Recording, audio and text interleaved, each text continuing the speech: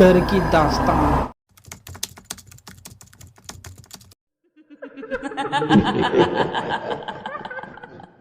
रात को 2:30 बजे शशिकांत के मोबाइल की घंटी बजी और नींद में ही उसने वह उठाया। सामने से उसे उसकी फैक्ट्री सिक्योरिटी हेड राहुल की आवाज़ आई। वह काफ़ी डरा हुआ था और 3 ही लफ्ज़ बोल पाया, फैक्ट्री, भूत, आत्मा। उसके बाद एक दर्द भरी चीख के साथ कॉल कट गया। शशिकांत की नींद पल भर में ही उड़ गई। उसे समझ में नहीं आ रहा था कि अब क्या करूं।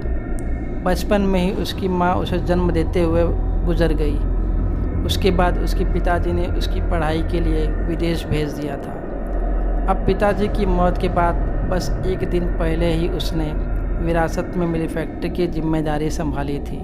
उस फ़ोन के बाद उसने तुरंत ही फैक्ट्री मैनेजर विश्वास को फ़ोन लगा के फैक्ट्री पर बुलाया और ख़ुद भी फैक्ट्री की ओर निकल पड़ा।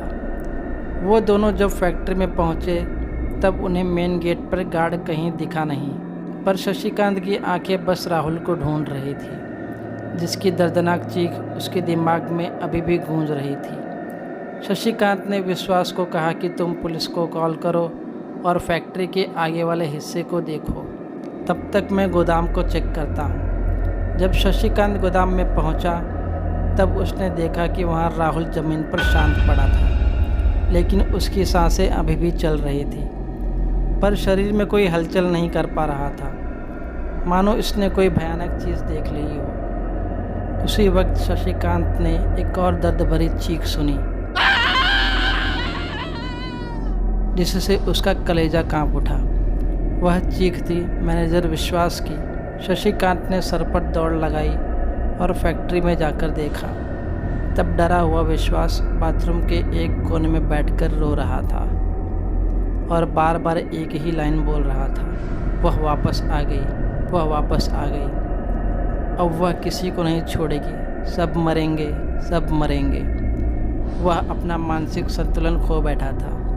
तब तक एम्बुलेंस और पुलिस आ चुकी थी। शशिकांत ने पुलिस के आने के बाद उनको अपना बयान दिया और घर के लिए रवाना हो गया। पर जाते वक्त उसे एक बात महसूस हो रही थी कि वह अकेला नहीं है, कोई तो उसके साथ चल रहा है। वो जब कार के पास पहुंचा तब कार का एक दरवाज़ा खुला था। उसे अच्छी तरह से याद था कि उसने कार के सभी दरवाजे लॉक किए थे। शशिकांत को कार चलाते वक्त कार की पिछली सीट पर किसी के होने का एहसास होने लगा। उसी वक्त उसे पुलिस अधिकारी का कॉल आया कि विश्वास की एम्बुलेंस में रहस्यमयी तरीके से दम घुटने से मौत हो गई और राहुल ने भी होश में आने के बाद एम्बुलेंस में ही एक कांच के टुकड़े से खुद का गला काट लिया। इस तरह की एक के बाद एक मौत की खबरों से उसका सिर दर्द से फटा जा रहा था। शशिकांत घर पहुंचा। इतना सब देखकर उसे नींद तो नहीं आने वाली थी, इसलिए वो लाइब्रेरी में बैठकर किताबें पढ़ने लगा। उसके अचानक आसपास कुछ हलचल महसूस हुई। तभी उसने खिड़की से अंदर आने वाली चांद की खूबसूरत रोशनी में एक जानी पहचानी हसीन लड़की की परछाई नज़र आई। शशिकांत को पता नहीं, पर उस परछाई से उसे डर नहीं लग रहा था। वह लड़की बोली, कैसे हो शशि? शशिकांत हकलाते हुए बोला, कौन हो तुम और मेरा पीछा क्यों कर रही हो? मैंने तुम्हारा क्या बिगाड़ा है? वह बोली, मैं वही हूँ जिसके साथ तुम्हारी बचपन की कुछ सुनहरी यादें हैं, जिसके साथ तुम स्कूल जाया करते थे, पूरा दिन हम साथ में बिताया करते थे। क्या तुम मुझे भूल गए? फिर शशिकांत के ज़ुबान पर उसका नाम आया, स्वाति तुम, और तुम्हारी ये हालत किसने की? फिर स्वाति ने अपनी कहानी बताई। वह बोली, मेरे पिताजी तुम्हारे पिताजी के फैक्ट्री में काम करते थे। एक दिन वह देर रात को पूरा हिसाब किताब निपटाकर घर के लिए निकल रहे थे, पर जाने से पहले आखिरी बार फैक्ट्री की एक चक्कर लगाने के लिए गोडाउन में पहुंचे तो उन्हें वहां कुछ नए बॉक्सेस दिखे जिन पर कंपनी का लेबल नहीं था। उन्होंने वो खोल के देखे तो उसमें अफीम और नशीले पदार्थ मिले।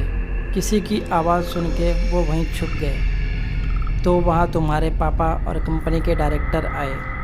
तब मेरे पिताजी को पता चला कि कंपनी में ड्रग्स का काला कारोबार होता है। उन्होंने मेरे पिताजी को उस रात पकड़ लिया और जान से मार के कंपनी के पिछले गोदाम में दफना दिया। मरने से पहले मेरे पिताजी ने मुझे ये बात फ़ोन पे बता दी थी और जब मैं पुलिस को लेकर कंपनी में पहुंची, लेकिन पुलिस भी उनके साथ मिली हुई थी। उन्होंने मेरी इज्जत के साथ खेलकर मुझे उसी ज़मीन में दफना दिया जहां मेरे पापा को दफनाया था। और आज मैंने और मेरे पिताजी ने तुम्हारे पिताजी और उन सब को ख़त्म करके अपना बदला पूरा कर लिया है। पर हमारी आत्मा को मुक्ति नहीं मिल सकती, क्योंकि मेरे 6 साल के छोटे भाई विशाल का इस दुनिया में अब कोई नहीं है। वो अनाथालय में दिन काट रहा है। इसलिए मैं मदद के लिए तुम्हारे पास आई हूँ, क्योंकि मैं जानती हूँ तुम एक अच्छे इंसान हो। शशिकांत ने कहा, मैं मेरे पिताजी की ये गलती कभी सुधार नहीं सकता, पर हमारे बचपन की दोस्ती की खातिर मैं तुम्हारे छोटे भाई की जिम्मेदारी स्वीकार करता हूँ और तुम्हें वादा करता हूँ कि मैं तुम्हारे भाई को पढ़ा लिखा कर एक अच्छा इंसान बनाऊँगा। उसके बाद स्वाति और उसके पिताजी की आत्मा को मुक्ति मिल गई। दूसरे ही दिन शशिकांत ने कंपनी के सारे गलत बिजनेस बंद करवा दिए और उसने अनाथालय से विशाल को गोद ले लिया।